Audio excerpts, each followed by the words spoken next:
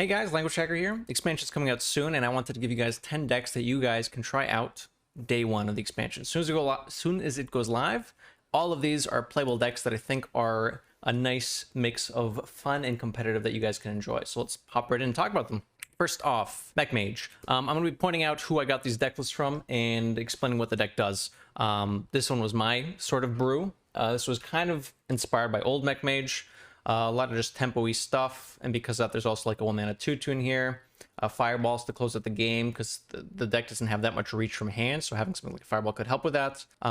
You're basically just looking for mechs, right? Try to find good curves, try to set up big combos with Mecha Shark. Mecha Shark is a 3-mana 4/3. Whenever you summon a mech, deal 3 damage, split amongst random enemies. So that in tandem with a bunch of cheap mechs, especially ones that are discounted from Seafloor Gateway, which discounts your hand. Well, discounts any mechs you have in your hand. You can get some really big wombo combos off with Mecha Shark. You can fight for board because you have a really good curve plays. Gaia is a nice finisher as well. Gorillabot surprised me quite a bit. And not necessarily just because it discovers a mech, but specifically because I had so many chains of like Amalgam discovering Gorillabot, discovering Amalgam, discovering Gaia, that you actually have so much staying power that you might not even end up needing the fireballs. But I thought having a bit of burn from hand could be useful. So give this a try. All of these deck codes also will be in the description below. So if you're looking for the deck code, that's where it is. Holy Pirates Batman. I called this. I think I might rename this to Holy Smite Paladin. But basically, I talked about this in my other theory crafting video as well. It's a control paladin. You have good control tools, you have good card draw, and then you just eventually kill them with Carriel, Smite, and occasionally some Garden's Graces. What you want to be doing is hard mulliganing for stuff that draws stuff. Knight of Anointment, Flash of Lights can be good, even if you don't heal off of it. Spending mana to draw cards to get closer to Carriel, to get closer to Leviathan, to get closer to Wild Pyro quality. That's basically what you want to be doing. So Knight of Anointment's good, Flash of Light's good. I've been keeping Acolytes against some decks. I only got to play a few games in theory crafting, but just as a heads up, Sunfish can be very good if you're up against an aggro deck and you need to kind of bunker down. Even though it doesn't draw cards, it can't slow down the game, which is helpful for you. Vindicator also draws cards. You probably don't want to keep most of these cards. Carriel is probably a keep against most decks, but maybe not solo against some more aggressive decks. I actually kept Pyro on coin, and it seemed to do pretty well against aggressive decks as well, so that's something you can consider. But the game plan here is draw cards, stay alive, jam Carriel, and then eventually you just go Mr. Smite, Garden's Grace, hit them in the head. In the Theory Crafting event, I had a Gangplank Diver in because we needed a bunch of new cards, and it was actually okay. It can also be used as a setup for the Smite, so that the turn before you Smite, you play this, it's dormant, and then it comes up, has Rush, can kill a taunt so that Smite can go face, or both of them can go face, because it's a pirate and Mr. Smite gives the Gangplank Diver charge as well. Might not be optimal. I think a second banner might be a bit better, but we'll have to test once the expansion goes live and find out. I did not actually drop a single game with this in Theory Crafting, so this deck seems really good. Next up, FeldH. FeldH lost a bunch of stuff. Skull's gone, Glide's gone, and because of that, there's no quest included in here, but I've included most of the remaining good card draw. Sigil, Chaos Strike, Spectral Sight, even though it can be hard if it gets blocked outcast-wise, but even then, 2-mana draw card is not good, but it's acceptable. All the Fel spells that still exist that are kind of good. 2 Furies, Multi-Strike is really useful now as well. Chaos Strike, Fel Barrage still goes face, which is nice. Predation is a new Fel spell. Lady Sithano I included. It was fine as a tempo play, and that plus some of the cheap spells is really good at just helping clean up board or get a bit of extra damage face. Felgorger for some extra card draw. Glaive Shark was a good tempo play. I might include a second Chaos Nova. I think the meta is going to be very board control oriented, and because of that, having a second Chaos Nova might be very useful. I'm not sure what I'm going to cut yet. That'll require some tinkering. Maybe Queen Ashara, honestly. Queen Ashara was useful in some games to have some extra oomph when you don't draw Kurtrus or Jace. But maybe it's better to have, I don't know, other forms of card draw that I haven't explored. Need for Greed was fine as well. Again, less card draw available, so you need to run what you can to actually get the card draw going.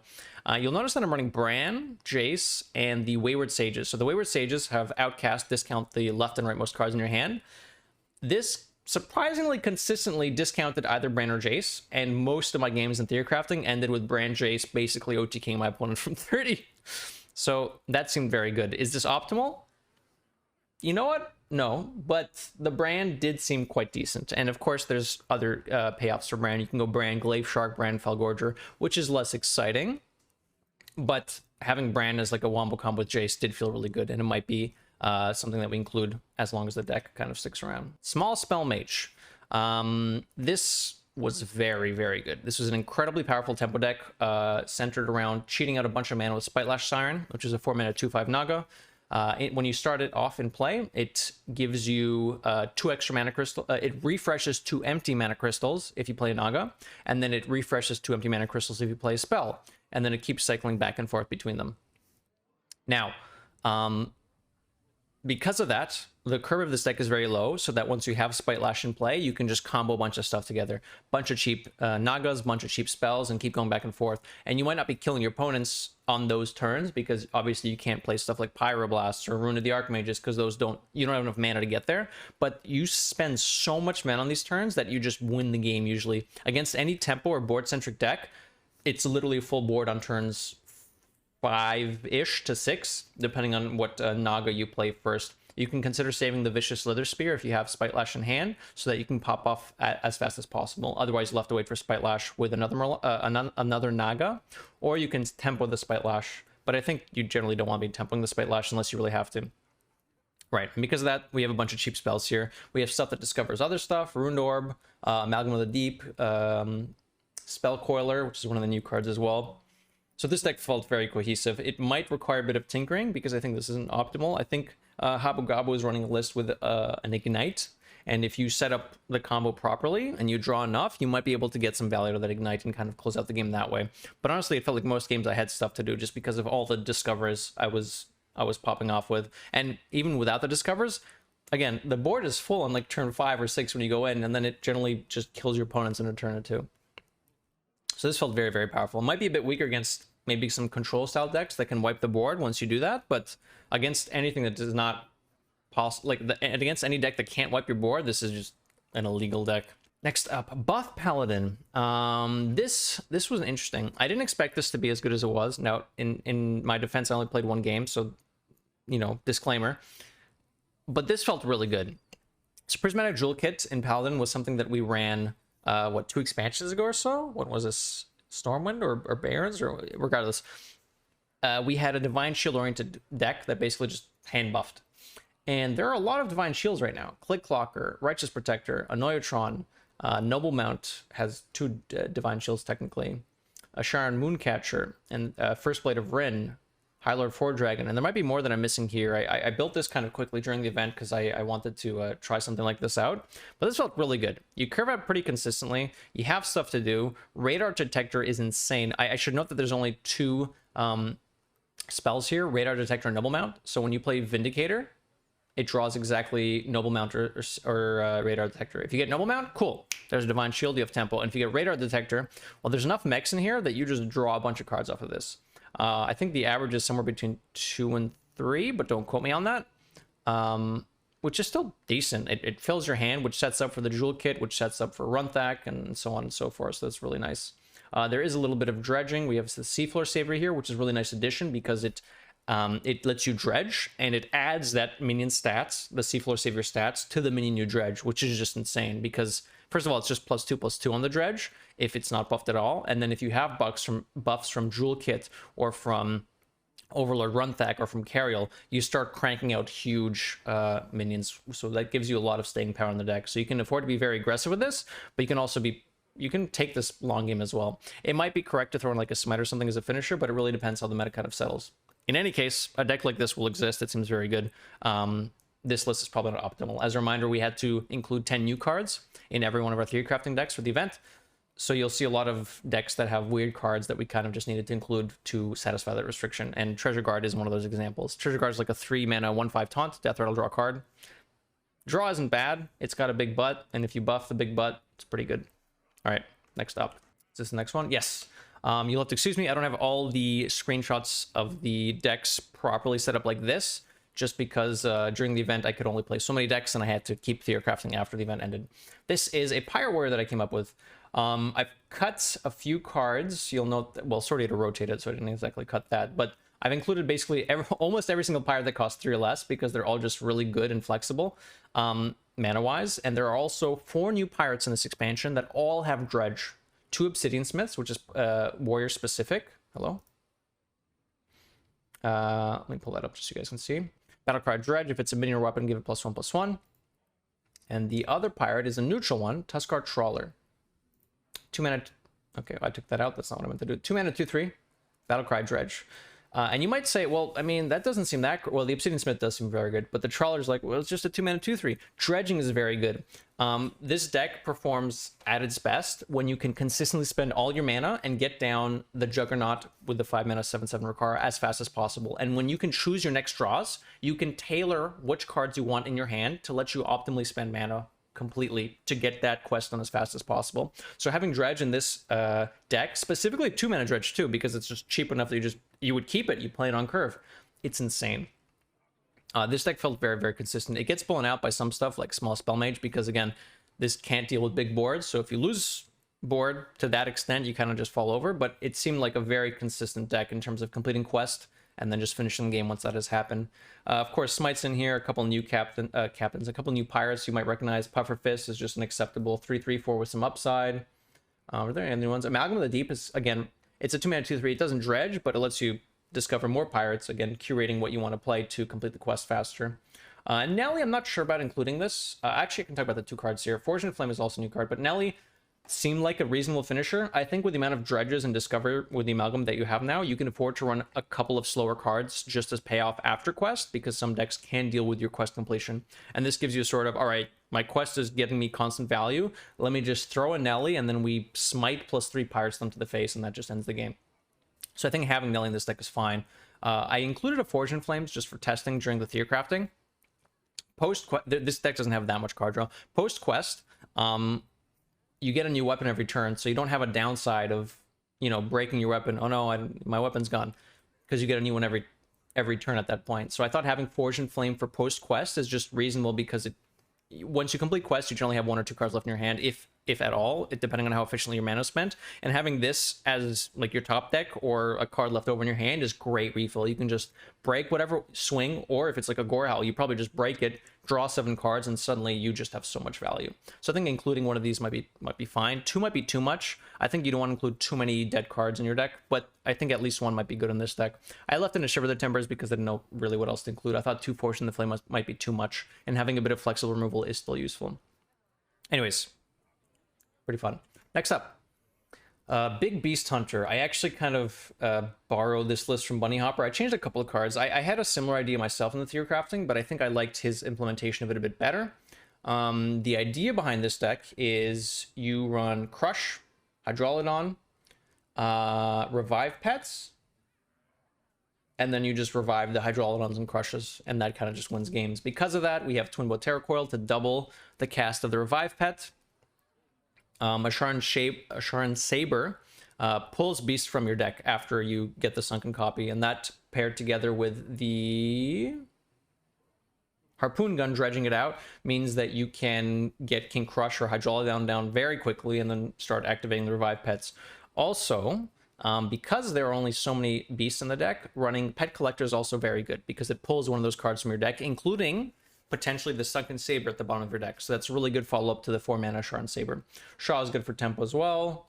Battle Rams to help get stuff cheaper if you don't have the Sharan Saber on curve. Secrets to kind of hold you down in the meantime, and then a bit of removal here to kind of bunker down. I had a Tar Creepers. I don't remember what I cut from his list, but I thought Tar Creepers was kind of useful because there weren't quite enough 3-drops, and Tar Creeper is a part of the core set now, so it's just a defensive option to tide you over until you get your big stuff going on. I didn't actually get to succeed with this deck. I did win a little bit with it, but generally I was winning against aggro decks where they just ran out of gas after I threw down like a Mountain Bear in my different list. So I'm curious to see how something like this works out. Burgle Rogue. This was also from Bunny. I didn't tinker with this at all. Just a bunch of Burgle cards. You top out a test. There's some pirate synergy as well. There's enough pirates that you will get Hook Tusk on curve probably pretty consistently. You have the new Naga that has your next spell cost 0 this turn, which works with the Asharan Vessel, it works with Contraband Stash, it works with anything you can discover off of Hench Clan Burglar and random stuff off of Swashbuckler. Seems a little slow, but maybe it's fine. Game plan is curve out, do some trades, play Double Agent on curve, get your Wild Paw Knolls going, and then as we transition to the mid to late game, you have Tess and the Stash for refill, and you have Hook Tusk as well if you need to, you know, fatigue your opponent, pull cards from their deck. If you need tempo, steal their minion. If you want to reduce their hand size, steal cards from their hand. And with Shadow Steps, that lets you have some pretty good game plans, either for tempo, because it's flexible enough to get more stuff on board, or late game, if you really want to, you can step like a Hook Tusk or a Test, which is pretty cool. Haven't played any games of this, but this does look pretty high on the fun list, and probably one of the things I'll be playing once the expansion comes out. All right, next up, we have 2 decks left. I lied, do we have 1 deck left? All right, this is Orange's Shaman that I believe he played during Theory Crafting. I did not play much of Shaman myself. It didn't really excite me too much, but chat told me to check this out, and it looks pretty fun, honestly. There's a lot of cool stuff you can do with this deck. Bolner's still in, Yashar's is out, so we can't do, like, you know, wombo combos anymore, but in general, Makaw's just good. Battle Cries in Shaman are very powerful, which makes sense for Bolner to be in the deck. You get multiple ice, you get multiple wind chills, Macaw procs. School Teacher has been really impressive as well in a lot of different decks. I don't think I talked about this during the Spell Mage, but it's a 4-mana 5/4 Battle Cry. Add a 1-mana 1/1 Naga to your hand and teach it a spell that costs 3 or less, and that's its Battle Cry. And that's really good in Mage particular for getting extra mana back from the Spite Lash, but it's good in general because it's just a 4/5/4 is fine, and then you have a 1-mana Battle Cry that can be used with Bran or saved, and at some point in the game use its Battle Cry effectively. And limiting its spell discovery to something that costs 3 or less makes it, you know, less impactful, but I think that's the point. You don't want it casting like Rune of the Archmages or some shit. Anyways, School Teacher makes a lot of sense, especially with Macaw and Brand. There's a lot of cool stuff you can do there. Some card draw with Azure Drake, Coral Keepers, and new Spell School synergies. So if you've cast, it summons a 3/3 for every Spell School you've cast this game, which makes sense because we're going to have Nature, Frost, and Fire in here. Scalding Geyser is an excellent card that's been added as well. This just seems like a flexible do stuff deck. And I think that's kind of how Orange described it. I think he said there's a lot of micro synergies and stuff that you can do, and it's just you always have stuff to do, and that's kind of what you want in a Hearthstone deck, especially in a tempo-oriented meta. You can be doing stuff, you can remove stuff, you can develop, you can discover. Seemed very flexible. Haven't played any games of it, but looking at it, I'm actually kind of excited to try it out. I think I have one more deck to show you guys. Or did I already go through 10? Holy crap. Oh no, I didn't. This one I missed. Okay. This one I also picked up from Bunny Hopper, but honestly, like 26 to 28 of these cards are going to be the same amongst all the decks that you see with this. Murloc Warlock. I thought it was going to be kind of poopy. I played against it a couple times. It wasn't insane, but it was pretty consistent. It churned out stats very consistently from the early through to the mid game. And honestly, cards like Gorlock Ravager, I don't know if you can see it, 5 mana, 4/3 battle card, draw 3 Murlocs, and it's a Murloc itself. You can just keep going with this deck, and because it's in Warlock, you can tap to get more value as well. The Asharan Scavengers end up buffing all the Murlocs in your deck, as well as your hand and the board, with the Sunken Scavenger. So that's actually really useful, because if your board gets wiped in the past, it's like, oh no, all my stats are gone, but you can get some staying power with the Scavenger here. And you can even discover more of the Amalgam of the Deep. This is a lower curve. I think I've seen some people running Giant Fin, but I'm assuming that's not optimal because you just want to tempo people out. The main reasons that this is good, this deck, Chum Bucket's a big one. Give all Murlocs in your hand +1/+1. That happens regardless of what else. And then you also repeat this effect for every Murloc you control on the board, which is really good because there's a couple of cheap Murlocs. There's not a lot, but there are a couple. Rock Bottom, for example, lets you put a couple of cheap Murlocs on the board, and Dredge, which is good to pull the Sunken Scavenger. Murloc Tiny Fin is in, which is like, haha, Murloc Tiny Fin, but it's pretty good. It ends up being really thick after some buffs, and it lets you get an early Chum Bucket off with, you know, 2 mana. Coin, Tiny Fin, Chum Bucket, bam. You get +2/+2 on all the minions in your hand. So yeah, this deck impressed me a little bit. Not enough to say that it's broken, but enough that I kind of want to try it out. All right. Those are the 10 decks you guys should try out day one. Don't forget to like, comment, subscribe. If there's any decks you really enjoyed seeing in the Theory Crafting, or that you come by yourself in Theory Crafting, or that you see on day one, let me know in the comments. Maybe I'll give it a try. Have a happy expansion day. See you guys next time.